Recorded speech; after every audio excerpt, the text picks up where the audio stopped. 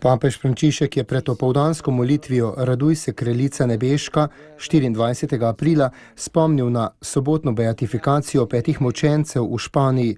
Zatem je Frančišek dejal: še vedno je živa skrb za brate škofe, duhovnike, redovnike, katoličane in pravoslavne, ki so bili že pred precej časa ugrabljeni v Siriji.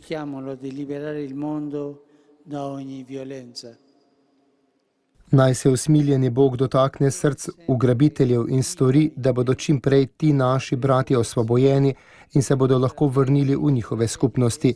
Zato vas vse povabim k molitvi zanje, pri tem pa se bomo spomnili tudi drugih ugrabljenih oseb po vsem svetu. Izročimo vsa naša hrepenenja in naše upanje v priprošnjo Mariji, materi usmiljenja. Ob blagoslovu pa je papež dodal: dragi mladi, obhajali ste jubilej. Sedaj se boste vrnili domov z veseljem vaše krščanske identitete, pokončno na nogah ter z dvignjeno glavo, in vaš dokument krščanske identitete je sedaj v vaših rokah in v vaših srcih. Naj vas Gospod spremlja in prosim vas, molite tudi zame, je dejal papež Frančišek.